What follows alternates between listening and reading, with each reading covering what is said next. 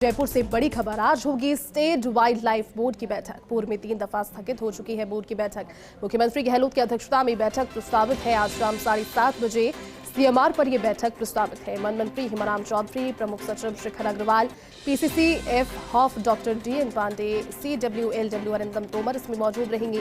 राज्य वन्यजीव सलाहकार मंडल के सदस्य भी इस बैठक में मौजूद रहेंगे। तो 3 दफा पहले ये बैठक स्थगित हो गई थी, लेकिन अब ये बैठक आखिरकार हो पा रही है। इस बैठक से कई महत्वपूर्ण चीजें, कोई अनसुलझे जो मामले हैं वो भी सुलझने के कगार पर नजर आ रहे हैं।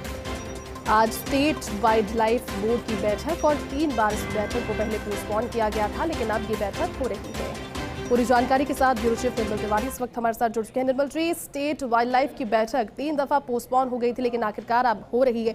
क्या महत्वपूर्ण इस बैठक के एजेंडे रहेंगे? देखिए, राज्य वन्यजीव मंडल की जो पिछली बैठक थी वो 10 सितंबर 2020 को आयोजित हुई थी। उसके बाद 3 बार बैठक की तिथि आई, लेकिन फिर अन्य कारणों से बैठकों को स्थगित कर दिया गया। आज शाम को 7:30 बजे मुख्यमंत्री निवास पर यह बैठक प्रस्तावित है जयपुर, जिसमें मुख्यमंत्री अशोक गहलोत बैठक की अध्यक्षता करेंगे। वन मंत्री हिमाराम चौधरी, प्रमुख सचिव शिखर अग्रवाल, पीसीसी डीएन पांडे और मुख्य वन्यजीव प्रतिपालक अरिंदम तोमर के साथ साथ जो जितने भी तमाम जो सदस्य हैं, खासकर जिसमें विधायक भी शामिल हैं, खासकर खुशबीर सिंह की बात करें, भरत सिंह कुंदनपुर, कृष्णाराम बिश्नोई, इसके अलावा जो तमाम सदस्य हैं वो इसमें शामिल होंगे। खासकर अगर सीधे तौर पर बात करें, सुनील मेहता, वीरेंद्र गोदा, सूरज सिंह पूनिया, डॉक्टर KS गोपी सुंदर, सिमरत कौर संधू, तमाम ये सदस्य शामिल होंगे। इसमें बड़ी बात जो है इस बैठक को लेकर के ये कही जा सकती है, एक तो पिछली जो बैठक थी उसमें जो निर्णय थे उनका अनुमोदन होगा रेस्क्यू कार्य के लिए, क्योंकि पिछले दिनों देखा कि रेस्क्यू कार्य में जो वरिष्ठ जो पशु चिकित्सक है उनकी कमी आ रही थी। विशेषज्ञ चिकित्सकों को 17 पशु चिकित्सक और 33 जो नर्सिंग स्टाफ है उनके नवीन पदों पर पदस्थापन की बात थी। राजूवास के साथ एक करार करने की बात थी ताकि एक विशेषज्ञता आ सके रेस्क्यू के अंदर। बोर्ड के सदस्य खासतौर पर भरत सिंह कुंदनपुर की बात करें तो उन्होंने बड़े मुद्दे उठाए, जिसमें उन्होंने 5 बातें कही हैं जिनके ऊपर चर्चा होनी है। खासकर कनवास से सीमला मार्ग पर मुकंदरा टाइगर रिजर्व की जो भूमि है उसको वेटलैंड के रूप में विकसित करने की बात है। मुकंदरा हिल्स टाइगर रिजर्व में 82 वर्ग किलोमीटर के क्षेत्र में बाघिन को जो एनक्लोजर में बंद है उसे खुले जंगल में छोड़ने की बात है। उसके साथ साथ फ्रे बेस बढ़ाने के लिए जो उन्होंने कहा है।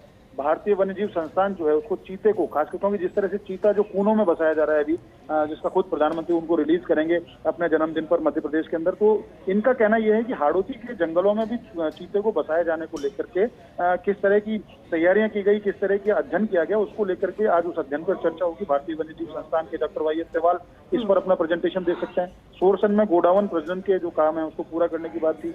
वन्यजीव अभ्यारण्य जितने भी हैं उनमें गश्त के लिए ऊंटों का उपयोग किया जाए, उसको लेकर चर्चा होनी थी। कुल मिलाकर के आज सबसे बड़ा एक अहम मुद्दा ये भी उठेगा कि किस तरह से कुंभलगढ़ को, देखिए राज्य के अंदर 4 टाइगर रिजर्व घोषित किए जा चुके हैं। रणथंभौर सरिस्का के बाद मुकंदरा को किया गया था, उसके बाद रामगढ़ बिस्तारी को कर दिया, लेकिन जो लंबे समय से जो वेटिंग पे है, खासकर कुंभलगढ़ जहाँ तमाम तैयारियां हैं, वहाँ का परिवेश अच्छा है, वहाँ का जो वहाँ की जो फ्लोरा और फौना है वो बहुत जबरदस्त है, और वहाँ के वन्यजीव प्रेमियों में ये मांग भी उठती रही है कि कुंभलगढ़ को भी 5वें टाइगर रिजर्व के तौर पर दर्जा दिया जाए। किस तरह से धौलपुर टाइगर रिजर्व है उसके ऊपर भी चर्चा होनी है। तो कहा जा सकता है कि आज की बैठक महत्वपूर्ण रहने वाली है, जिसमें वन और वन्यजीव संरक्षण की दिशा में अहम निर्णय होंगे।